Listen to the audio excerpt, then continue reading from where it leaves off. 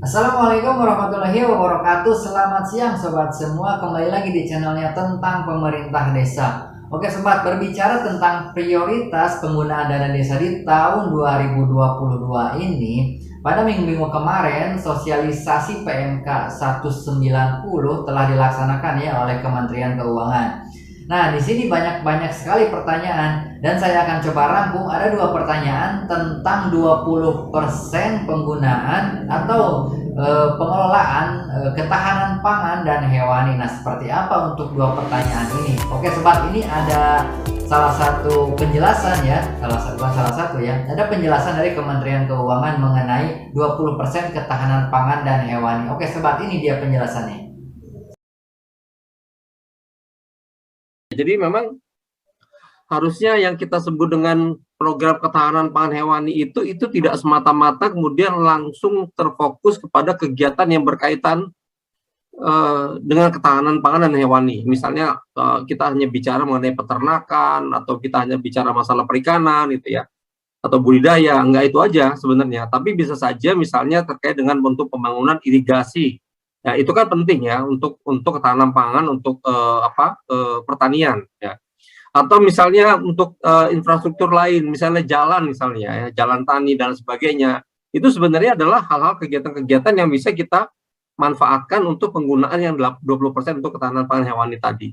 Intinya adalah bagaimana supaya kegiatan yang kita susun itu, yang kita rencanakan itu menunjang kepada program untuk penguatan ketahanan pangan dan hewani. Nah, kalau kita lihat dari penjelasan tadi, kita pahami ya, ini untuk pembangunan fisik ini bisa ya, tergantung kriterianya seperti apa. Apakah ini jalan desa karena untuk kepentingan ketahanan pangan dan hewani ataupun kepentingan yang lain. Nah, kalau kepentingannya untuk ketahanan pangan dan hewani, misalkan pertanian, dan di situ adalah banyak kelompok sekali peternakan, tetapi jalannya itu belum bagus, ataupun jalannya itu tidak ada atau belum sama sekali dibangun. Nah, itu bisa dibangunkan pembangunan fisik, contohnya jalan ataupun irigasi untuk pertanian itu sendiri, untuk pengairan. Nah, jadi sangat bisa ya kalau kita lihat dari penjelasan tadi untuk pembangunan fisik di bidang ketahanan pangan dan hewani untuk 20% itu ya sobat.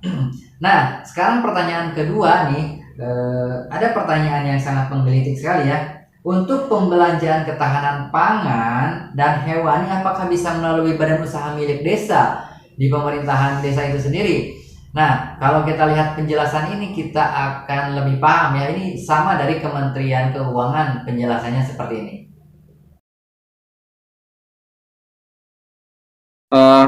Jadi kalau untuk pelaksanaan kegiatan untuk ketahanan pangan hewani yang 20% itu memang dilaksanakannya harusnya langsung kepada kelompok tadi. Karena kalau dia lewat BUMDes itu jadi nanti jadi pemberdayaan itu ya, pemberdayaan ekonomi itu jadinya bukan untuk ketahanan pangan.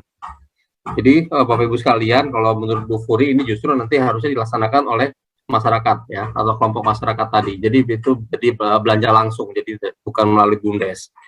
Oke, jelas sekali ya. Jadi untuk program ketahanan pangan untuk pembelanjaan itu tidak bisa melalui badan usaha milik desa. Tetapi penerima manfaatnya itu harus langsung kelompok masyarakat yang masuk kriteria di pertanian atau ketahanan pangan dan hewani itu sendiri. Jadi tidak bisa misalkan pemerintahan desa itu masuk ke badan usaha milik desa terlebih dahulu. Nah, tidak bisa seperti itu.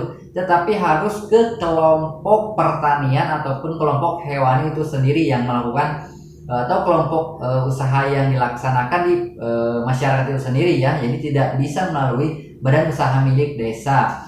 Nah sobat, seperti itu untuk informasinya di 20% ketahanan pangan dan hewani. Mudah-mudahan ya bermanfaat bagi sobat semua di pemerintahan desa dan masyarakat. Silahkan share dan dukung channel ini ya, supaya bisa diketahui oleh masyarakat banyak dan bisa diinformasikan kembali oleh sobat semua.